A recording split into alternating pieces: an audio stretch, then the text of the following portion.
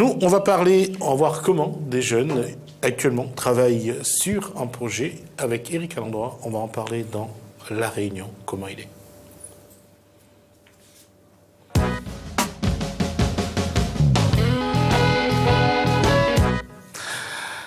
C'est dur la reprise. Hein. Alors, Éric Alandroit, bonsoir. Nous avons également avec nous Audrey Pouvillon. Bonsoir, oui. Et le Léo Payette. Bonsoir. Bonsoir. Élève de seconde donc du lycée Saint-Charles. Et du lycée. Ambroise-Zola. Tous les deux donc à Saint-Pierre. Oui. D'accord. En quelle classe, Éric Alandroit? Maths sup, comme madame. Maternelle supérieure. Alors, c'est quoi ce projet? Ce projet, c'est le nom c'est Madagascar. Oui, Madagascar. Madagascar. Ouais. Pourquoi comme dirait en créole les anciens, Madagascar. Ouais, c'est pas mal, effectivement. Donc c'est un projet patrimonial, c'est un projet culturel. Pardon, d'ancien, j'ai pas compris, pardon. Mais pas grave, normal. C'est pas grave, nous est là pour ça. Non, ça me va, moi, ça me va. Ça fait 1 an que j'ai pris de prendre de l'âge avec elle, donc ça me va, on continue. Donc, Ancraqué, elle a décidé de continuer son travail de patrimoine, de développement et de valorisation de la culture. Et après différents échanges culturels sur Maurice, Rodrigue, en France, etc., cette année, nous l'a dit, nous avons un coup à Madagascar. Parce que Madagascar, il pèse lourd dans l'histoire de la Réunion. C'est vraiment les mots, la linguistique, la toponymie, c'est le marronnage. Bon, et en même temps, comme ça, dans notre histoire, c'est peut-être la partie la moins visible. Donc, nous avons voulu emmener Bonne Marmaille donc, à Madagascar, dans le nord. Et avant d'aller, il fallait faire un travail, puisque il se trouve que l'école, ils n'apprennent pas trop c'est quoi notre histoire, où ça nous vient, qui ça nous lie, etc. Ils ont un peu de mal. Un peu de mal, ouais. Donc, on ne fait pas maths sup. Donc, du coup, on a tout un travail de préparation où ça doit la rencontrer artistes, universitaires, de monde, quoi, tisaneurs, etc. Pour à la fois mieux comprendre cette diversité réunionnaise et aussi voir les liens avec justement Madagascar. Parce que, mais c'est paradoxal que j'en parle là, mais Feu Sudelfuma avait dit un jour, nos ancêtres ne sont pas gaulois. C'était aussi l'un enfin, ne sont pas que gaulois, je dirais. C'est aussi un des éléments qu'il faut montrer aujourd'hui à cette population aussi diverse que bien sûr, que variée. On n'a pas arrêté nous disait avec un peu d'ironie ce qui se passe en France sur le biochimie, etc. Mais je crois que nous sommes quand même dans cette réalité-là du monde où ça est complexe, où ça les relations n'est pas toujours évident quand il s'agit de différences. Le plus facile dans le discours de dire le vivre ensemble, mais dans la réalité, la rencontre de discrimination, du racisme, de la méconnaissance. Donc il est important que les jeunes l'aient tout de suite, très tôt, éveillés à ça. Surtout que la Réunion y offre un terrain extraordinaire. D'accord. On va donner la parole à la demoiselle d'abord. Qu'est-ce que c'est que ce projet? Qu'est-ce que vous avez fait? En fait, le projet, pour l'instant, on a déjà commencé à travailler dessus. Ça fait quelques mois. Ouais, on a travaillé dessus. On a beaucoup appris sur l'histoire de Madagascar par rapport à la Réunion, sur l'esclavage et tout. Et qu'est-ce que toi tu as appris qui t'a vraiment marqué? Moi, je savais pas, puisque on est rayonnais et tout, mais je savais pas que mes ancêtres ils étaient passés par Madagascar. Je croyais qu'ils étaient nés directement à la Réunion, mais on m'a appris ça, qu'ils n'étaient pas nés ici. Quand on parle d'ancêtres, là on parle des Bretons. Ouais. Les Grondins, les Paillettes. De tous les ancêtres. Oui, et voilà. Je savais pas beaucoup de choses vraiment sur l'histoire de la Réunion et tout. Et on m'a appris beaucoup de choses. Pareil. Je vais poser la question, juste une question. Ton prénom, c'est comment? Léo. J'ai pas retenu. Léo, comme les œufs. Tu es en seconde, tu as 15 ans. Oui. C'est périscolaire, c'est ce que tu fais en dehors de l'école. On sait qu'à 15 ans, les études, ça prend quand même beaucoup de temps. Il y a les copains. Et pourquoi tu t'es intéressée à ce projet? Pourquoi tu t'es dit, je veux le faire? Parce qu'on apprend encore des choses. On est encore là en train d'apprendre. Et des fois, pour un étudiant, c'est beaucoup encore apprendre en dehors de l'école. Pourquoi tu as fait cette démarche-là, Léo? En fait, depuis que je suis née, je suis, on va dire, dans l'association Ancraqué.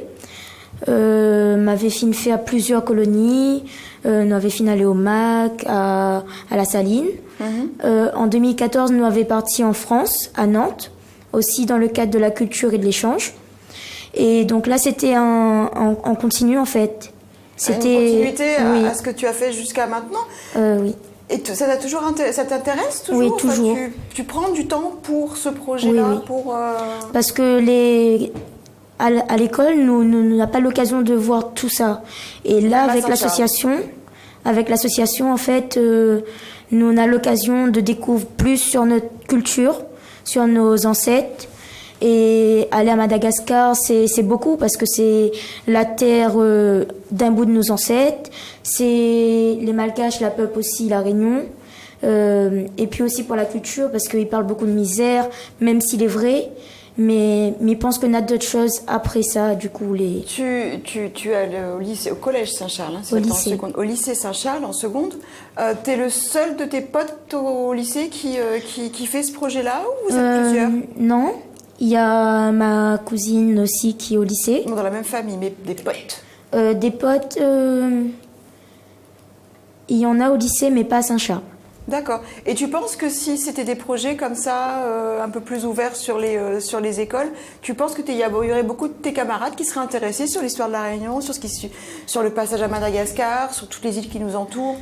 Après, ça dépend de la philosophie des personnes, mais je pense que oui, il y aurait des personnes, puisque c'est que du plaisir aussi, parce que c'est pas vraiment, quand on est dans l'association, on fait pas que de l'école ou quoi. Il y a des activités, on apprend aussi sur nous. Est-ce que tu apprends sur toi? Tu le répètes à tes potes au lycée? Oui. J'en parle. Ils t'écoutent? Oui. C'est un futur politicien, ça. Et comme disait la régie, ils ont raison. Ma question, c'est dans quelle ville de Madagascar vous allez? À Nosibé et à Diego. Oui. Et quelle action allez-vous mener tous les deux? Et le groupe, bien sûr, sur Nosibé, sur Diego. Déjà, tout d'abord, l'échange culturel. Mais aussi, on a prévu d'apporter des cahiers, parce qu'ils ont à l'école aussi, des cahiers, des vêtements, parce qu'ils sont démunis aussi en même temps. Donc voilà, tout ça. À Diego, on va rencontrer une association, toujours dans l'échange culturel. C'est l'association des femmes de Ramen. On va échanger sur nos traditions et eux, ils vont nous apprendre les leurs.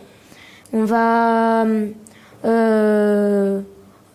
parler avec des élèves d'une école catholique Sainte-Thérèse, toujours dans l'échange.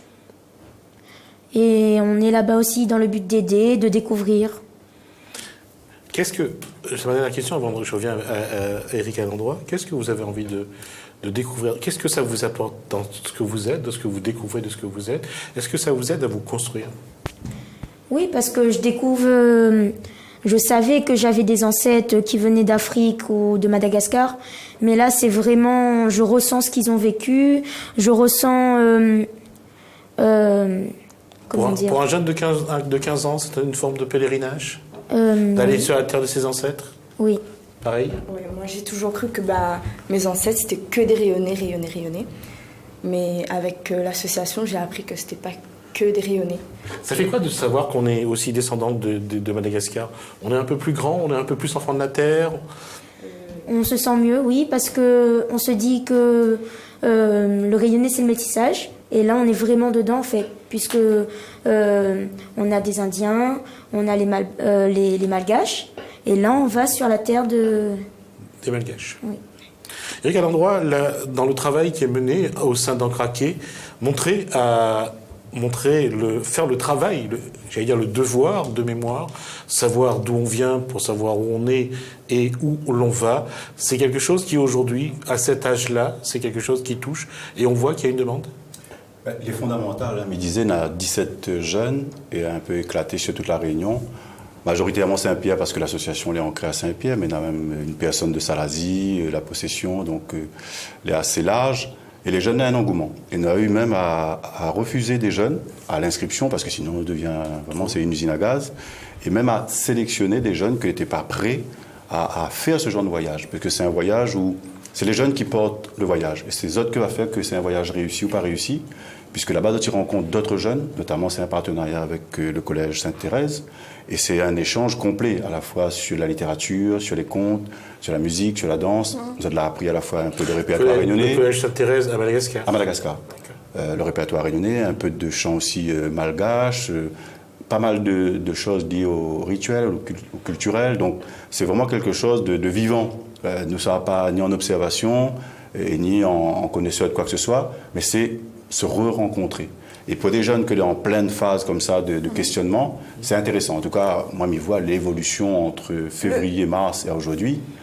C'est un boom. Juste le fait de voir autant de jeunes comme ça se motiver pour une recherche d'identité, hein, on va dire ça comme ça, est-ce que ça montre pas, ça met pas le doigt sur le manque qu'il y a au niveau de l'éducation, d'avoir un moment où les jeunes ont besoin de connaître l'histoire de la Réunion sans passer dessus 10 minutes, enfin vraiment s'installer. Est-ce que là, voilà, comme il y a des jeunes qui réagissent et comment ils se sont investis, en tout cas pour les deux qu'on a sur le plateau, ça met pas le doigt sur peut-être éventuellement ce qu'on pourrait faire, déployer, généraliser. Non, mais tu vois ce que je veux dire. l'évident que on ne peut pas penser le développement humain, hein, il parle déjà individuel, sans que les associer à autre environnement. Et cette notion d'environnement, c'est aussi la dimension historique, patrimoniale, culturelle. On ne peut pas penser amener des apports de connaissances s'il n'a point de terrain déjà approprié. Et le terrain approprié, c'est celui de la langue créole, c'est celui de l'univers des parents, des grands-parents, même quand c'est inconscient. Et il donne une traçabilité, et à ce moment-là, une perspective pour l'avenir. Et là, les vraiment fantastique. Il me dit, le boom entre février, mars et aujourd'hui, c'est Bana qui porte l'action de dimanche. Le cabaret que nous fait dimanche 4, là, un cabaret. Non, je n'étais pas au courant. Voilà des médias que... Mais à coup pas, mais Max, mais à coup pas. On y va. Non, parce un tel projet, parce que c'est quand même un séjour de 10 jours, d'un coup. C'est un coût que nous avons voulu être minime pour les parents. Et donc, une grosse partie est supportée par l'association en développant des actions. Après, il y a un certain nombre de partenaires. Il peut citer, parce qu'il n'est pas si nombreux que ça, la CAF et la SHLMR.